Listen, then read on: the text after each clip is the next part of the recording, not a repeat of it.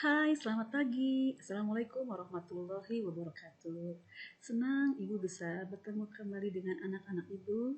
Walaupun mungkin kita tidak bisa bertatap muka, tapi kita bisa tetap menjalin kedekatan dengan tetap kalian selalu menyimak materi-materi dari sekolah. Ya, hari ini kita akan membahas mengenai proses perkembangan kolonialisme dan imperialisme Barat di Indonesia. Oh iya, sebelum mulai belajar, jangan lupa pastikan bahwa Ananda semua sudah sarapan karena tetap harus menjaga kesehatan agar tidak mudah terserang virus. Dan tetap selalu menjaga kebersihan, rajin mencuci tangan, dan gunakan masker pada saat Ananda harus bepergian. Hari ini Ibu akan menjelaskan mengenai proses perkembangan kolonialisme dan imperialisme Barat di Indonesia. Tujuan pembelajarannya yang pertama, menjelaskan pengertian kolonialisme dan imperialisme.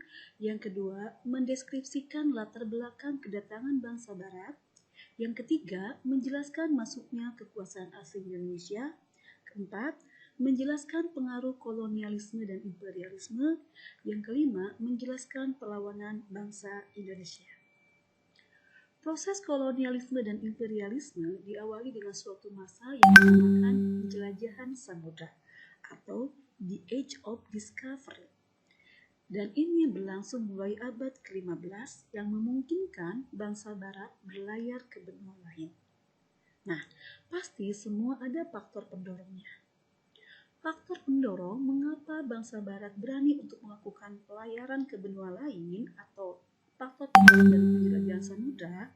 Yang pertama, jatuhnya kota Konstantinopel, ibu kota Romawi Timur, ke tangan Kesultanan Turki pada tahun 1453 yang menyebabkan terputusnya hubungan dagang ke dunia timur.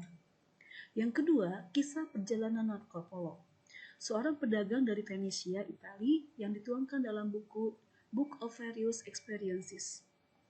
Yang ketiga, adanya semangat penaklukan atau reconquest terhadap orang-orang yang beragama Islam. Yang keempat, berkembangnya teknik pelayaran dan penemuan kompas. Yang kelima, ada misi 3G, yaitu Gold, Glory, dan Gospel.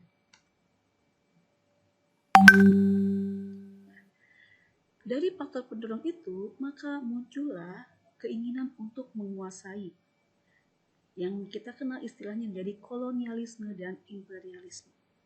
Kolonialisme adalah paham yang bertujuan menguasai daerah atau bangsa lain untuk memperluas wilayah kekuasaannya dengan menjadikannya koloni.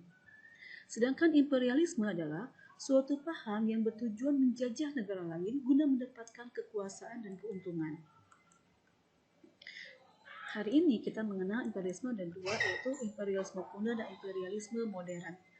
Imperialisme kuno terjadi sebelum revolusi industri, yaitu semuanya yang tadi, Gold, Glory, dan Gospel. Sedangkan imperialisme modern sesudah terjadinya revolusi industri dengan tujuan atau motivasi lebih ke bidang industrialisasi, yaitu bagaimana negara-negara barat mendapatkan daerah penghasil bahan baku. Yang kedua, mereka mendapatkan daerah pemasaran, tempat investasi, dan untuk menampung kelebihan penduduk Eropa. Mari kita lihat video dari chapter 1 atau bab 1, kedatangan bangsa Barat ke Indonesia.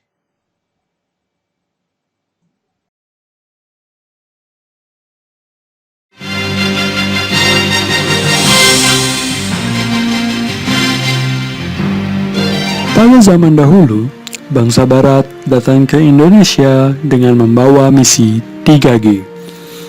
3G merupakan singkatan dari Gold, Glory, Gospel. Pada saat itu di Eropa, harga rempah-rempah sangat tinggi karena kondisi mereka yang buruk. Mereka berusaha mencari dan menemukan daerah-daerah penghasil rempah-rempah di belahan bumi bagian timur, seperti India dan Indonesia. Di Indonesia, terdapat banyak sekali jenis rempah-rempah, seperti merica, cengkeh, jahe, pala, kayu manis, adas, kapulaga, dan kunyit.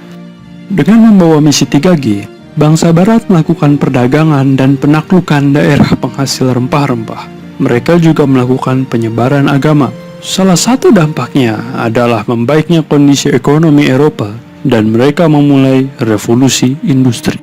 Sejak abad 16, setidaknya ada 3 bangsa yang pernah datang dan menduduki Indonesia. Di antaranya adalah Portugis pada tahun 1512, Inggris pada tahun 1579, dan Belanda pada tahun 1595. Pada tahun 1512, Portugis datang ke Asia.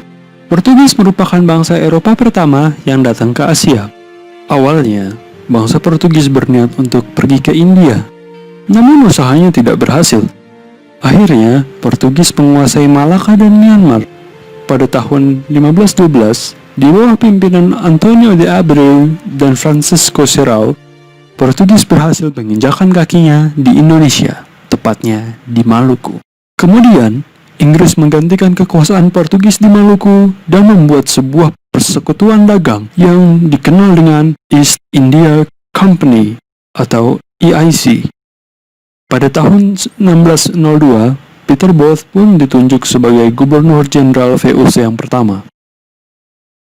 Tak lama setelah VOC berdiri, pusat perdagangan rempah-rempah dipindahkan ke Jayakarta karena posisinya yang dianggap lebih strategis. Pangeran Jayawikarta sebagai salah satu penguasa di sana mengizinkan hal ini. Beliau juga mengizinkan Inggris untuk mendirikan EIC di Jayakarta. Pada tanggal 13 Mei 1619, Jan Pieterszoon Koen berhasil membujuk penguasa setempat untuk mencabut izin EIC. Setelah kejadian tersebut, Belanda terus mendesak Inggris agar menyingkir dari Indonesia. Kedatangan dari bangsa-bangsa Barat ke Indonesia. Mereka ternyata apa kekayaan yang mereka cari? Ternyata mereka mencari rempah-rempah. Yang kedua, Glory ada misi untuk menyebarkan agama, mencari kejayaan. Dan yang ketiga, Gospel, yaitu menyebarkan agama. Jadi, bangsa Barat yang pertama kali berlayar adalah bangsa Spanyol. Tapi yang pertama kali tiba ke Indonesia adalah bangsa Portugis pada tahun 1512. Dan mereka kemudian melakukan perdagangan dengan rakyat dari Pulau Maluku. Karena Maluku adalah terkenal sebagai pusat rempah-rempah di Indonesia atau The Spicy Island. Ini kita lihat perjalanan dari Spanyol mengelilingi dunia, kemudian dilanjutkan oleh Portugis yang dipimpin oleh Alfonso de Albuquerque di Malaka, kemudian dilanjutkan Francisco Serrao yang mendarat di Maluku. Setelah itu dilanjutkan oleh kedatangan dari bangsa Belanda yang dipimpin oleh pertama kali oleh pelaut Cornelis de Houtman yang mereka mendarat di Banten. Dan akhirnya tidak lupa juga Inggris ternyata juga tiba ke Indonesia, tetapi masa kekuasaan Inggris tidak lama di Indonesia. Jadi nanti untuk pertemuan selanjutnya kita akan lanjutkan dengan proses dari bagaimana kolonialisme dan imperialisme yang dilakukan oleh bangsa Belanda. Yang diawali dengan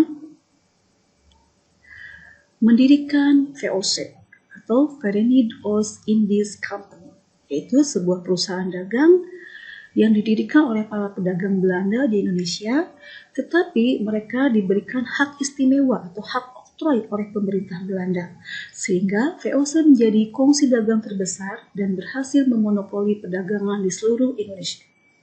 Gubernur Jenderal VOC yang pertama adalah Peter Booth, yang dilanjutkan oleh Gubernur Jenderal yang kemudian menjadikan wilayah Jakarta atau pada saat itu adalah diganti nama menjadi Batavia, yaitu Jan Pieterszoon Koen. Ini bendera dari VOC. Bagaimana VOC kemudian memiliki hak istimewa, yaitu monopoli perdagangan, membentuk angkatan perang, mengadakan perang dan menjajah, mengikat perjanjian dengan para raja, mengangkat pegawai, mencetak uang, dan memungut pajak. VOC juga memiliki hak istimewa, disebut hak ekstirpasi, yaitu menebang rempah-rempah milik rakyat. Yang kedua, pelayaran hongi, itu satu pelayaran yang dilakukan oleh VOC dengan menggunakan perahu Hongik untuk memberantas para penyelundup. Jadi setiap pedagang VOC bertemu dengan pedagang yang tidak menjual rempah-rempahnya pada VOC, maka semua harta benda dalam kapal tersebut dihanguskan oleh VOC. Yang ketiga, VOC melakukan perjanjian dengan para raja sehingga para raja wajib menyerahkan hasil buminya. Yang keempat adalah kontingenten, yaitu penyerahan hasil bumi rakyat sebagai pajak untuk VOC. Nah, ternyata kemaharajaan VOC tidak berlangsung lama. Apa yang terjadi? Ternyata banyak pegawai VOC yang korupsi. Kemudian VOC juga menghadapi perlawanan dari berbagai macam daerah di bawah komando dari para bangsawan dan raja, sehingga VOC banyak mengeluarkan biaya perang. Kemudian begitu banyaknya pegawai yang membutuhkan gaji yang besar. Yang keempat, pembagian keuntungan bagi pemegang saham, tetapi pemasukan VOC mulai berkurang. Yang kelima adalah persaingan dengan kongsi dagang Inggris dan Prancis.